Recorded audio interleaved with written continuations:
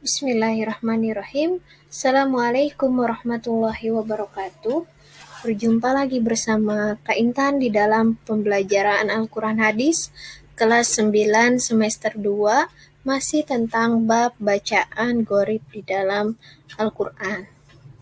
Tetapi kita masuk materi yang kelima, yaitu bacaan mat dan qasr atau panjang dan pendek. Nah, di sini sebelum memulai pembelajaran, jangan lupa kita berdoa terlebih dahulu agar ilmu kita bermanfaat, dan jangan lupa doakan orang tua, keluarga, serta sanak saudara kita dan guru-guru kita, serta orang yang kita kenal dan orang muslim dan muslimat, baik yang sudah mendahulu kita maupun yang belum. Al-Hadihini Al-Fatihah. Lanjut kepada tujuan pembelajaran. Sebelum kita masuk bab mat dan qasr, di sini adik-adik harus mengetahui bahwa tujuan pembelajaran kita pada hari ini adalah yang pertama, adik-adik bisa memahami mat dan qasr dalam Al-Quran. Setelah memahami, adik-adik dapat mempraktikkan bacaan mat dan qasr yang ada di dalam Al-Quran. Nah, kita masuk kepada hukum mat. Hukum mat dari kelas 7, kelas 8, sampai kepada kelas 9 kita sudah belajar, tetapi di sini kita gambaran mat secara umum atau bacaan yang dibaca panjang. Di sini mat menurut bahasa artinya adalah memanjangkan atau menambah atau memanjangkan bacaan Al-Quran. Menurut istilah adalah memanjangkan suatu suara huruf mat. Nah, huruf mat di sini terbagi menjadi 3. Ada alif sebelumnya fathah, ada ya sukun sebelumnya kasroh, ada waw sukun sebelumnya domah. Mat di sini juga terbagi lagi di dalam ilmu tajwid, terbagi menjadi 2. Ada mat asli, ada mat far'i. Adapun yang berupa mat asli di sini diantaranya di dalam buku kalian dijelaskan, semisal mat tobi'i harfi, mat iwad, mat tamkin, mat badal, mat silang qasirah. Ini mat-mat yang dibaca 2 harokat, ini masuk ke dalam ranah mat asli. Adapun mat-mat yang bisa dibaca 2 dan lebih dari 2 harokat, ini masuk kepada hukum bacaan mat far'i. Antara lain ada mat wajib mutasil, mat jaiz munfasil, mat silah, mat arid li sukun, mat layin, mat lazim mukhaffaf kilmi, mat lazim mutsaqqal kilmi, mat lazim mukhaffaf harfi, dan mat lazim mutsaqqal harfi, serta mat farqi. Nah, ini sudah pernah Kak Intan jelaskan di kelas-kelas sebelumnya, atau guru-guru kalian menjelaskan di kelas atau materi sebelumnya. Kita langsung lanjutkan panjang bacaan mat. Nah, cara membacanya terbagi 3. Yang pertama namanya al-qasr. Al-qasru atau pendek. Al-qasru ini ringkas atau sepaling ringkas bacaan mat, dibaca panjang 1 alif atau 2 ketukan atau 2 harokat. Ini al-qasru, yaitu huruf mat dibaca panjangnya 1 alif. Al-qasru ini artinya ringkas. Ada lagi yang kedua adalah tawasud. At-tawasud itu artinya sedang. Artinya huruf mat dibaca panjang, yaitu 1,5 alif atau 3 ketukan atau 3 harokat. Ada lagi yang berpendapat at-tawasud di sini bukan hanya 1,5 alif, tapi juga 1,5 alif sampai 2 alif, atau 3 ketukan sampai 4 ketukan atau 4 harokat. Itu bisa dibilang cara membaca mat dengan yang kedua at-tawasud. Ada lagi yang paling panjang adalah at-tul. At-tul adalah sepaling panjang bacaan mat, yaitu huruf mat dibaca panjang 2,5 alif atau 5 ketukan atau harokat, atau 3 alif, yaitu 6 ketukan atau 6 harokat. Nah, huruf mat di sini seperti yang sudah dijelaskan tadi ada 3, yaitu ada alif sebelumnya fathah, ada waw sukun sebelumnya doma, ada ya sukun sebelumnya kasroh. Nah, tempat keluarnya mat itu adalah di al-jauf atau rongga mulut. Nah, kita lihat gambar di sini, gambarnya di sampingnya. Adapun sifat atau karakteristik dari al-jauf adalah tebal tipisnya itu mengikuti huruf sebelumnya. Tergantung dari huruf sebelumnya, dia mengikuti jadi sifatnya. Nah, al-jauf di sini bisa dilihat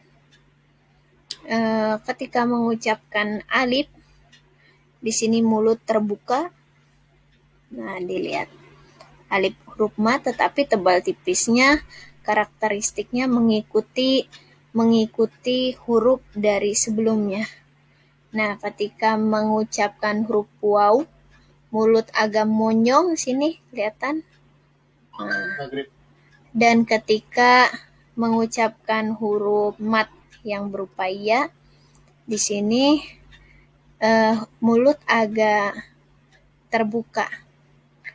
Nah, ini nanti juga dipengaruhi oleh tebal tipisnya huruf sebelumnya. Nah, adapun ikhtisar atau ringkasan yang semisal mat tabi'i. Yang pertama adalah mat badal. Ini kita contohkan saja, walaupun sudah pernah belajar, ini mengulang-ulang saja.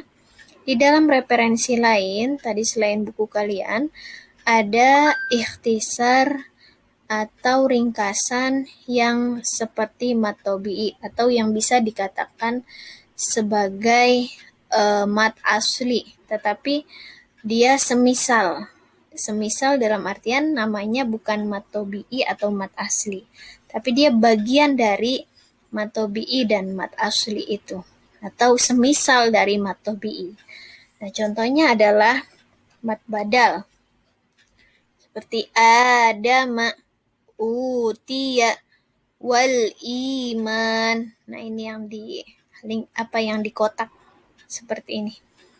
Contoh lagi mat iwat. Ini sama-sama semua dibaca 2 harokat. Kabiro dibacanya. Karena iwat itu adalah pengganti.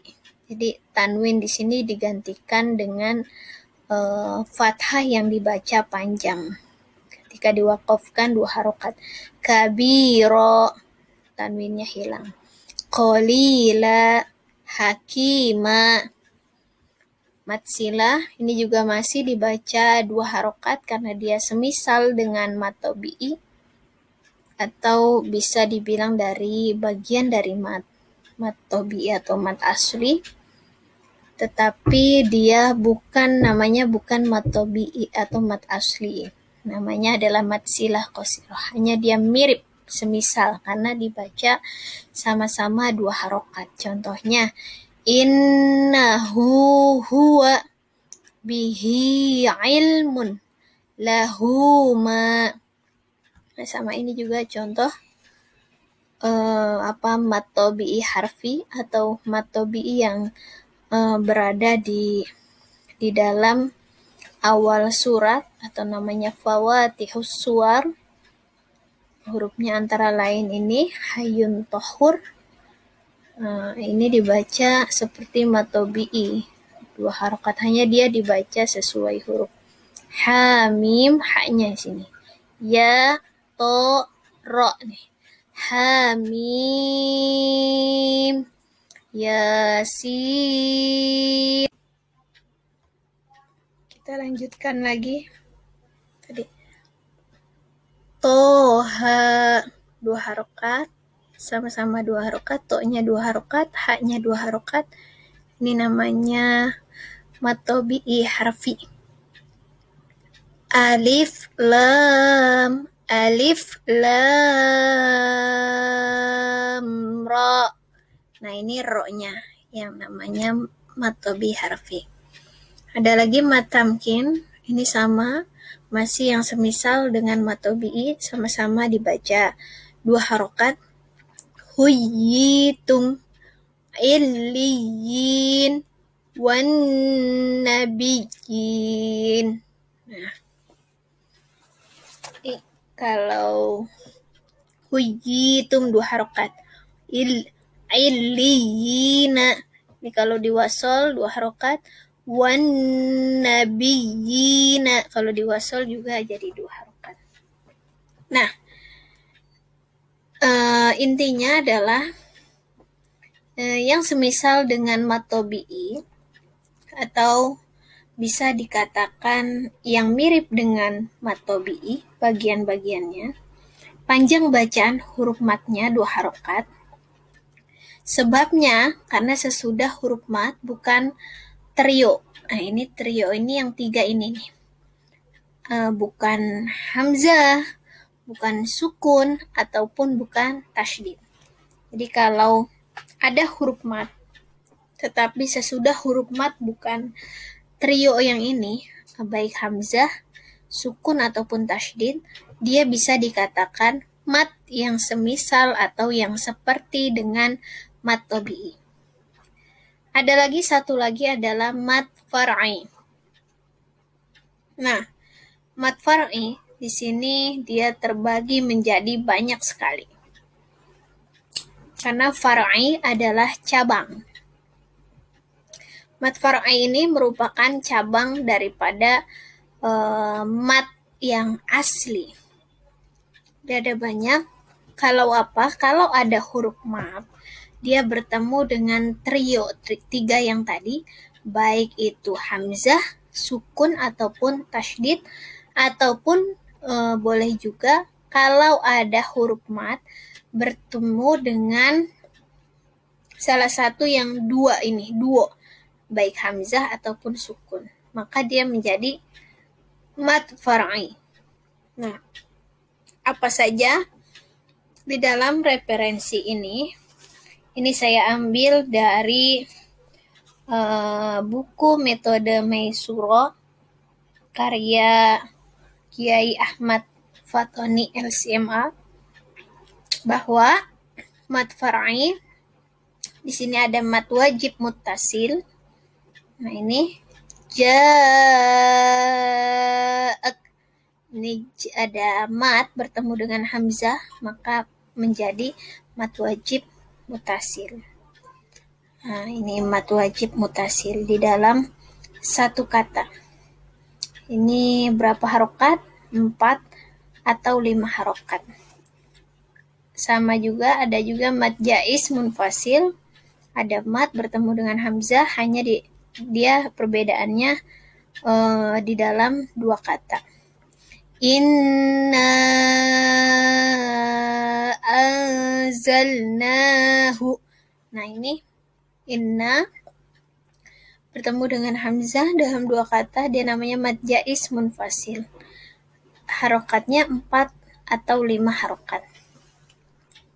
Nah, mad arid li sukun, tukadziban. Kalau dia sebabnya karena ada mad bertemu dengan sukun, tapi sukunnya di sini tidak asli. Kenapa sukunnya tidak asli? Karena dia diwakofkan. Dia tiba-tiba di sini nun terakhir dia menjadi sukun tiba-tiba, makanya namanya mad arid li sukun. Ya, jadi mad arid li sukun di sini sebabnya ada mad karena bertemu dengan sukun, tetapi sukunnya tidak asli. Karena apa? Dia menjadi sukun karena dia diwakofkan. Ini. Jadi dia masuk ke dalam mad yang bertemu dengan salah satu ini. Salah satu yaitu dia ketemu dengan sukun tetapi sukunnya tidak asli. Sama seperti halnya madlin. Madlin juga sama. Ada harful lain itu ada dua, ada waw sukun atau ya sukun, sebelumnya berupa fathah, lalu dia bertemu dengan sukun, tapi sukunnya dia tidak asli, karena apa? Karena dia dalam keadaan waqaf. Min khauf, boleh dibaca 2, 4, atau 6 harokat. Ada juga nanti panjang bacaan huruf lin pada ain yang di fawatihus suwar, yang ain sin qaf. Nah, itu kan ada di fawatihus suwar. Itu khusus pada ain fawatihus suwar dibaca 4 atau 6 harokat. Jadi ini namanya madlin nih. Min khauf ini dan wasoif ini. Ya, kalau di fawatihus suwar nanti namanya bisa madlin harfi atau namanya bisa menjadi mad lazim nanti. Nah, lanjut lagi. Mad lazim di sini juga nanti mad lazim itu terbagi-bagi lagi, ada yang mad lazim mukhaffaf harfi, mustaqol harfi, mukhaffaf kilmi, mustaqol kilmi. Ini contohnya. Ada mad bertemu dengan, ada yang bertemu dengan sukun, ada yang bertemu dengan tasydid. Nanti ini sudah kita bahas pada semester lalu. Kita tidak secara khusus membahas semua mad, tetapi karena semester 2 ini di kelas 9 materinya tentang, secara umumnya tentang bacaan gharib di dalam Al-Quran atau bacaan yang sulit di dalam Al-Quran, ada salah satu tema tentang mad dan qasar. Adapun mad dan qasar di sini ada yang tulisannya seperti mad tetapi dia dibacanya qasar. Nah, apa sih itu qasar? Qasar itu adalah pendek atau ringkas secara bahasa. Secara istilah, qasar itu adalah memendekkan bacaan Al-Quran yang semula dipanjangkan. Jadi memendekkan bacaan Al-Quran yang semula dipanjangkan. Contohnya, nah dia bacaan qasar ini terbagi dua. Ada namanya siprun mustadir. Siprun mustadir ini tanda lingkaran, atau biasanya kalau saya ngaji itu namanya bulat bundar. Nah, ini bulat bundar di atasnya nanti ada. Yang tertulis pada lafal yang dikosorkan nanti. Ada lagi satu lagi namanya sifrun mustatil atau tanda oval seperti bentuk telur, atau namanya itu bulat lonjong. Kalau Kak Intan sering sebut itu bulat lonjong yang ditulis di lafal yang dikosorkan. Nah, apa sih bedanya sifrun mustadir dengan sifrun mustatil? Sifrun mustadir dulu, yang bulat bundar atau yang tanda lingkaran. Tanda lingkaran sempurna. Nah, tanda lingkaran sempurna seperti ini. Di syai'in, contohnya, ini ada tanda lingkaran sempurna. Maka ketika dia wasol maupun ketika waqaf, dia tetap dibaca pendek atau tidak terbaca. Tidak terbaca matnya. Atau bisa dibilang dibaca pendek atau dikosor, seperti tidak ada mat. Nah, ini lisyai'in, seperti tidak ada mat. Tidak dibaca lisya'in, tidak. Tapi lisyai'in. Lisyai'in. Jadi tidak dibaca lisya'in. Jadi tidak terbaca lisya'in. Tidak terbaca panjang saja. Karena ini alif di sini tidak dianggap. Ada tanda sifrun mustadirnya. Adapun satu lagi, qasar yang kedua adalah sifrun mustatil. Bedanya adalah sifrun bulat, mustatil panjang. Jadi bulat panjang. Bulat panjang itu seperti apa? Tanda oval, seperti bentuk telur. Atau bisa kita katakan bulat lonjong. Bulat lonjong. Contohnya di dalam surat Al-Kafirun ayat 4, di sini ada kata ana.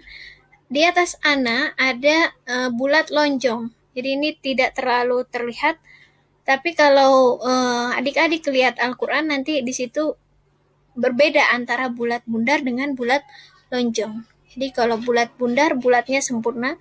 Kalau bulat lonjong, dia agak lonjong seperti oval.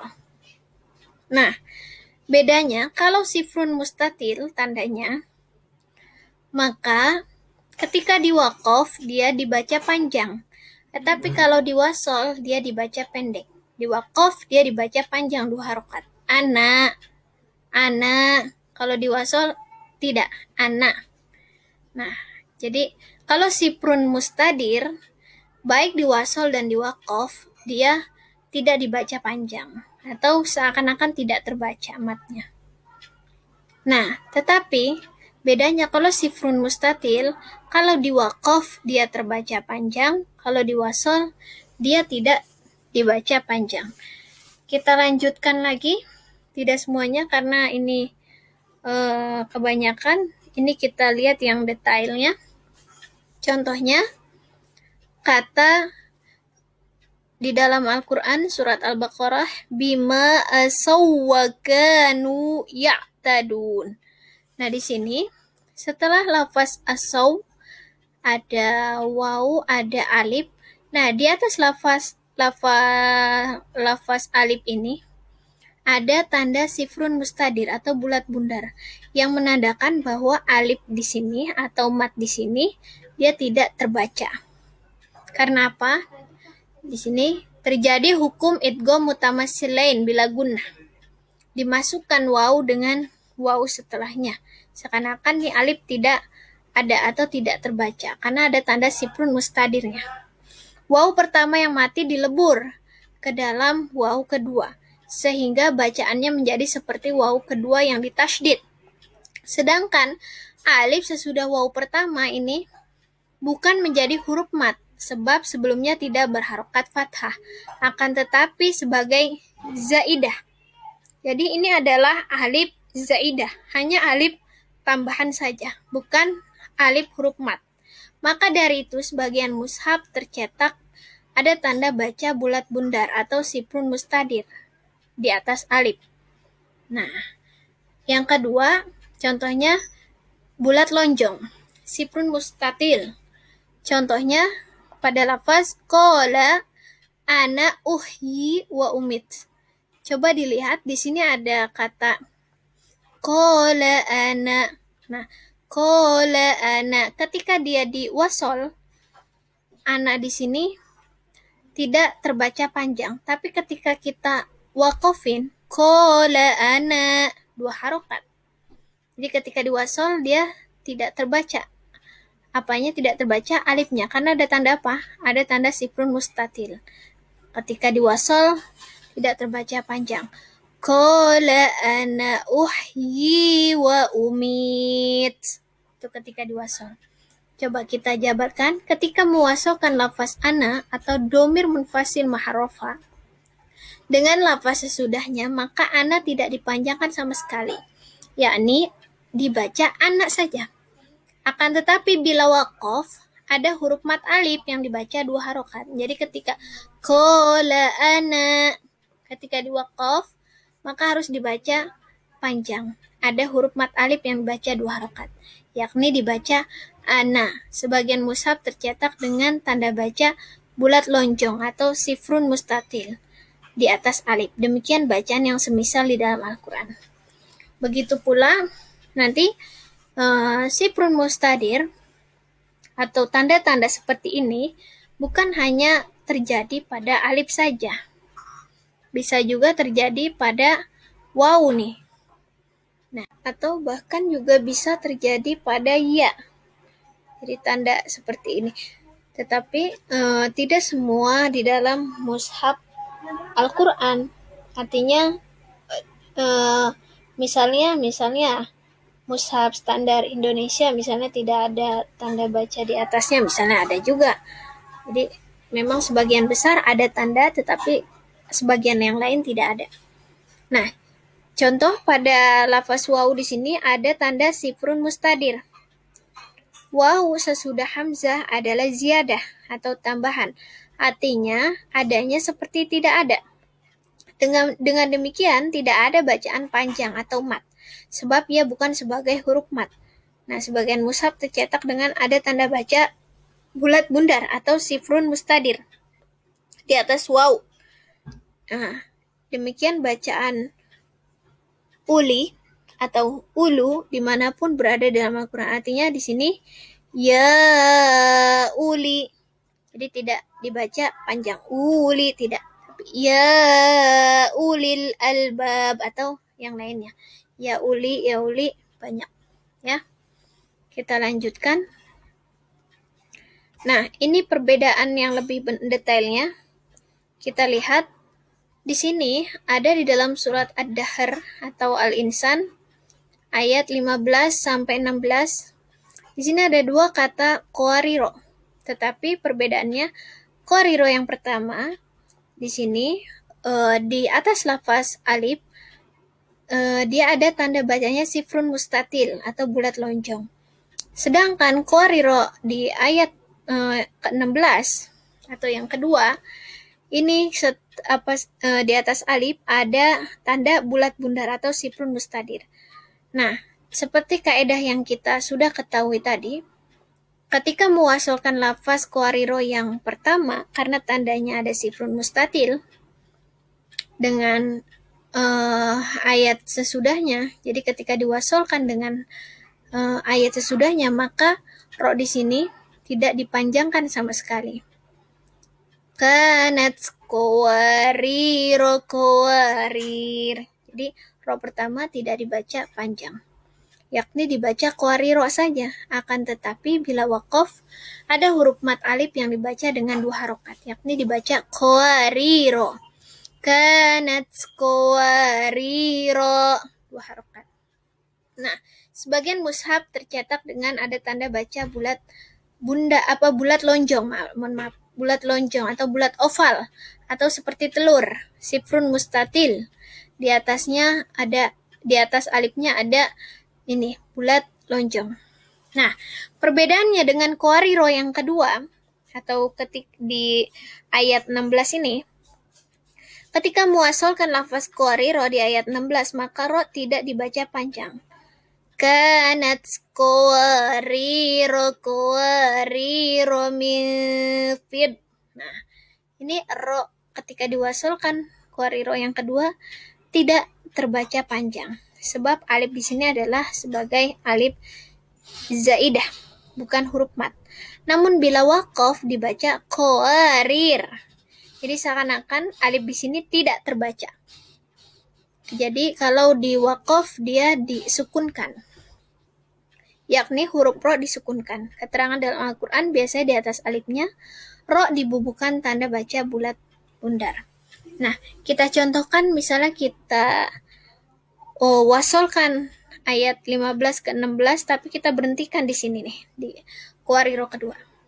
Kanat qawariro qawarir. Misalnya kita wakafkan qawariro yang pertama.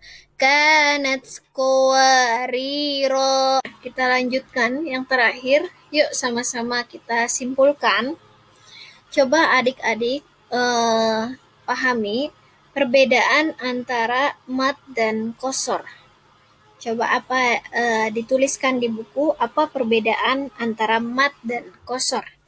Nah, yang kedua, tuliskan perbedaan. Jadi tadi ada mat yang dibaca qasar pendek.